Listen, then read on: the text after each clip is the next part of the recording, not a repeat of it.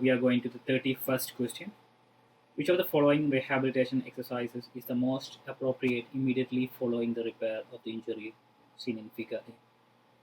So clearly we can see it as a superior lateral tear, so it is a slap tear. So we can see that immediately after any surgery we can do only passive flexion and passive movements and assisted active movement. So this is the answer. Passive external rotation at 90-degree abduction is not permitted. Isotonic and kinetics are definitely not permitted immediately after the surgery. Slap tears, we are repeatedly saying about the slap tears, usually associated with overhead athletes, associated with internal impingement and PASTA, that is partial articular side or rotator cuff tears, instability, internal impingement, everything. Then next question. A 55 years old male with a history of right shoulder osteoarthritis underwent total shoulder arthroplasty 7 months ago. The patient now complains of right shoulder pain, instability, and weakness. Patient has pain, instability, and weakness. He denies any fall or other trauma since surgery. Physical exam is notable for weakness with the belly press test. Subscap is gone. External rotation of the right shoulder to 110 degrees. So external rotation is increased. So subscap is gone and external rotation is further increased. His radiograph is shown in figure A. What is the likely cause of the specious symptoms? So clearly we can see that it's an axillary view. This is the LT. LT has gone for non-union. So this is a lesser tuberosity non-union. Patient is presenting with increased pain and weakness. Belly press is positive. ER is exaggerated. So it is an LT non-union. As we know, total shoulder arthroplasty can be done in different ways. With tenotomy of the subscap can be done. And also, first we have to know that it is done through the deltopectoral approach. So for takedown of subscap, we can do tenotomy. Subscapularis peel can be done. LT osteotomy can be done. LT osteotomy has gained much interest in nowadays due to the better bone-to-bone healing. But the non-union of LT is a non-complication of LT osteotomy. Then here they are introducing us about the rocking horse phenomenon of glenoid failure. This is a rocking horse phenomenon of glenoid failure in total shoulder arthroplasty. We're going to the next question. Tunnel malposition is thought to be a primary etiology for ACL graft failure. First, we have to understand that ACL graft failure's most common cause is tunnel malposition. All of the following are true of tunnel malposition except vertical placement of the femoral tunnel can result in rotational instability. Definitely.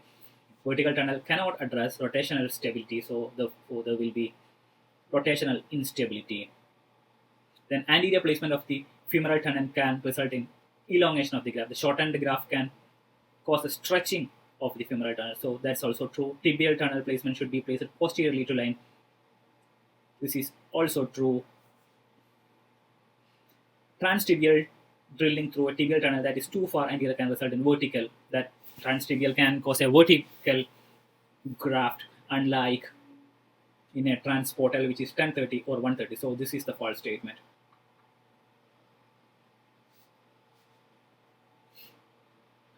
A 35 years old male sustained an isolated PCL injury over 5 years ago which was treated non-operatively. If his follow-up radiograph shows degenerative changes related to his PCL deficiency, the changes are likely to be present in which of the following knee compartments? We have to understand this, that in chronic PCL deficient knee, osteoarthritic changes are seen in medial and patellofemoral compartments. PCL deficient knee has an increased risk of early onset of degenerative changes in the medial and patellofemoral compartments. We have done a study in 181 PCL deficient knees, which significantly showed increased medial compartment and patellofemoral joint arthritic changes. And 35th question, 30 years old patient is referred to you for complaining of 5 months of activity-related hip pain. It has not improved after a brief period of rest followed by 2 months of physical therapy. Her primary physician ordered an MRI, which shows an anterolateral labral tear. Which of the following pre-surgical factors is a general contraindication of hip arthroscopy? So basically the question is asking the contraindication for hip arthroscopy. Tony's grade 3 arthritis, grade 3 or grade 4 arthritis is a contraindication for hip arthroscopy. So we have to know the other contraindications for the hip arthroscopy. These are advanced degenerative joint disease, hip ankylosis, acetabular dysplasia, joint contracture, osteoporotic bone protrusio acetabuli. Then we have to know about the alpha angle. Alpha angle over 42 degrees denote a femoral based cam deformity, which is not a contraindication for hip arthroscopy. A femoral head neck offset ratio under 0.17 would denote femoral based cam deformity, which is not a contraindication for arthroscopy. At the same time, the advanced changes, degenerative changes, are a contraindication for hip arthroscopy. This is a head, this is the alpha angle. You have to understand the 40 over 40. If it is over 42 degrees, if it is over 42 degrees, it is a femoral cam based deformity. Then it is the offset. If the offset is under 0.17, it's an indication. It indicates to femoral cam based femoroacetabular impingement. So the image is showing the Tony's angle. Can go to the next question. 63 years old diabetic female complains of shoulder pain, decreased range of motion 7 months after fall onto her left side. Physical examination, she has marked decrease in external rotation. External rotation markedly decreased.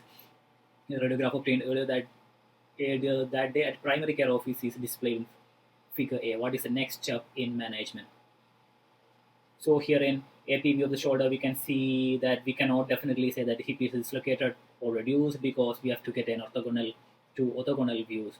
So definitely we have to go for and obtain further radiographic studies.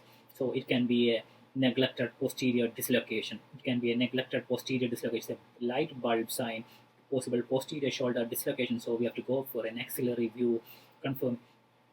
So for neglected posterior dislocation is a potential area of question. So we have to know that the dislocation is less than 6 weeks and the defect involves less than 20%. We can try a closed reduction. If the dislocation is 6 weeks to 6 months old and defects involve 20 to 45% of vertebral surface, LT transfer, we have already discussed that McLaughlin procedure has to be done if the bone loss is 20 to 45%. If the bone loss is more than 45%, definitely we have to go for a hemi-arthroplasty procedure. So we have to know about McLaughlin's procedure, we have to look for the bone loss also. The next question. First we can see the image. This is an image of mosaic plasty. The 25 years old patient undergoes the procedure seen in figure A. Which of the following statement best describe the incorporation of the graft and biopsy result? Definitely after mosaic plasty transplant, the chondrocytes are viable and articular cartilage heals. Biopsy shows type 2 collagen. Type 2 collagen is in cartilage, so the same cartilage will be seen after the surgery also. This is an osteochondral autograft transfer with a multiple plex, also known as mosaic plasty, for a full thickness chondral defect of medial femoral condi. The chondrocyte of the graft remain viable and transferred cartilage heals, and biopsy reveals the articulate cartilage composite primarily of type 2 collagen. So we have to know about the cartilage defect management also. There are multiple methods: debridement, fixation of unstable fragments, marrow stimulation techniques like microfracture, abrasion chondroplasty, cartilage implantation like osteochondral autograft or allograft, and cellular techniques like autologous chondrocyte implantation. So we can see few images that is showing. This is the microfracturing technique, and this is the osteochondral allograft transfer system. The allograft is transferred to the prepared bed of the patient, and this is the autosomal chondrocyte implantation. It's a two-stage procedure. During the first stage, cartilage is collected and it is cultured. The second stage, this cartilage cultured multiple cells is implanted in the defect of the cartilage under a periosteal patch. This is called autologous chondrocyte implantation, which is a two-stage procedure. You should also know about the indications of each procedures. We'll discuss in subsequent sections. What is the preferred treatment for Propionibacterium acnes? Propionibacterium acnes infection after total elbow arthroplasty, even if it is well fixed components, we have to do a two-stage revision arthroplasty. Two-stage revision arthroplasty is the desired treatment for Propionibacterium acnes treatment. A 21-year-old soccer player presented to your office complains of persistent knee instability after undergoing ACL reconstruction 1 year prior. He denies any new injury. No new injury radiographs as shown, assuming ACL reconstruction is still in that examination finding expected in examination. So we can see that this is the tibial tunnel, this is the femoral tunnel. So we can see this vertically positioned femoral tunnel, which is the cause for rotational instability. So Lachman, it will provide this type of graph will provide anteroposterior stability, but it will not provide anterolateral rotational stability. So Lachman will be negative and pivot will be positive. This is the problem with the transtibial portal placement. So nowadays we are using transportal tunneling. You have to know about the mechanism of pivot shift also. Then next question, last question, 40th question, 61 years old laborer present with total shoulder arthroplasty for primary osteoarthritis. What is the chance of having concomitant full thickness supraspinatus pair?